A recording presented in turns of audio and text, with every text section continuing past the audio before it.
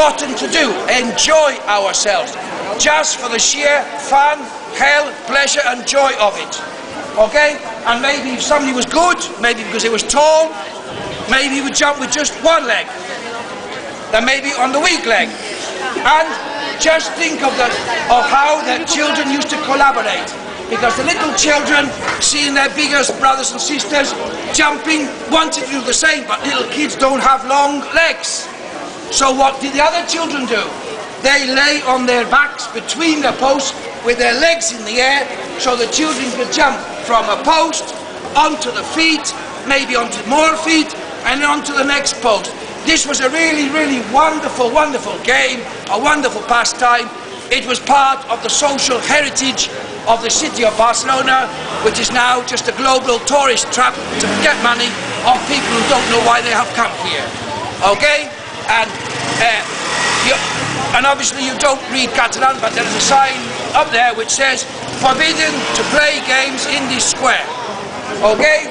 So this is an example of the destruction of the city by part of the tourist industry that wants an ever bigger airport with more runways, more planes, bringing in more millions by the year just to get their money off them and send the money to secret bank accounts in the Bahamas, Bermudas, Switzerland and any other tax haven where they enjoy your money.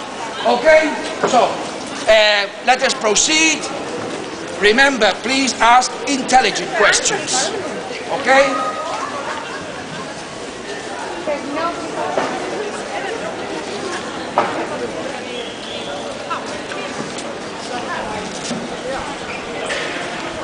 Okay, now then, I'm going to do a bit of, come on, please. All right, could we just move around here, please? And I would like you to fix your gaze on the wall of this basilica. Okay? Now then, what I'm going to do now is called de-hypnotism. I am going to de-hypnotize you. Okay? I'm sorry, I'm working at the moment. I've got my group of people here and I am in the middle of my work, so I can't attend to you, please. You can ask anybody else. Okay? Now then, I would like you to look at this wall, okay? And what I'm going to do is I am going to de-hypnotize you. One more, let me ask. Feel free to join, okay? Tell me, have you ever watched television? Yes? Yes? Well, there you are. Ever since you started watching television, you have been hypnotized, mesmerized by the screen. Did you watch the Teletubbies? That is when it started, okay? So now I'm going to de-hypnotize you, okay? But freedom is wonderful, so I'm going to give you the freedom to remain hypnotized by explaining to you how I'm going to de-hypnotize you, okay? All right, now then, as you look at this wall of this building, you see here ordinary stones. Yes? It's not decorated, not worked, elaborated, there are no figures, there's nothing. There's just, what you see is stones. You can come nearer, come just look at it, just all over it. Come on. Just examine the stones, okay? You can check that I'm not doing any kind of magic, just check the stones, okay? Really close, just ordinary stones. You see that because you are hypnotized. I am going to de-hypnotize you. Be careful, there's a people killer by. I am busy. Exactly. Okay, so you see that because you're hypnotized. I am going to de-hypnotize you. I'm going to go 1, 2, 3. And I can't click my fingers because it's so blooming humid. It won't work, but the de-hypnotism works, and when you have been de-hypnotized, you will see engraved on every stone, not graffiti, engraved on every stone, the name of a mortal victim of the world's oldest multinational capitalist corporation, which is the Roman Catholic Church. Okay?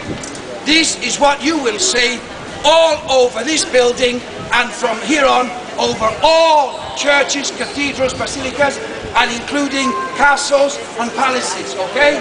This is what you will see once you have been dehypnotized. So I give you the freedom to remain hypnotized or not. Not many other people give you such freedom. Okay? Now then, I should warn you that it's known for people to cry when this happens. I have paper should that be necessary, okay? All right. Are you sure about this? Okay, just, you know, take it easy. Okay, it's quite a moving moment. Okay, I mean, just think how many stones are there just on this side of this basilica? What about all the other sides? And then all the other religious buildings in the world of this faith? That is an awful lot of millions of mortal victims. Okay? All right. Okay, all right? 1, 2, 3. I told you I can't do a count, but just look at that. Just look at those names. Just look at that. Just feel it, feel it, feel it. What language is that? In what language is that name written? That one. Letters. Wow. Just take in the majesty of all those names. Wow. All the way up. Okay? Are you all right? Look.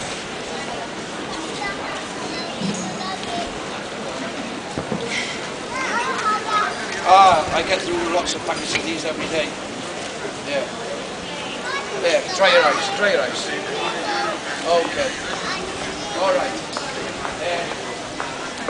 Okay.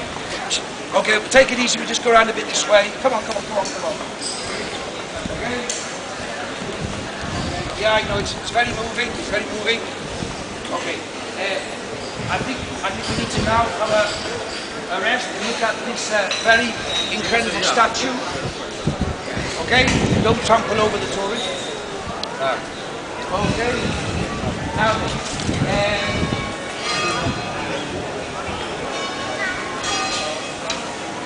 Now then, you probably don't know about this because being tourists you really have no interest in Catalan literature whatsoever. Okay, but this is a statue of a famous Catalan writer. In your language, this is Angel Guimerà. Okay, all right. Now then, he was basically from the 19th century and the start of the 20th century. Now, this statue is something very, very strange and inexplicable about it. Okay, and you won't find this in any of the history books because usually historians tell a lot of lies. They get paid for that.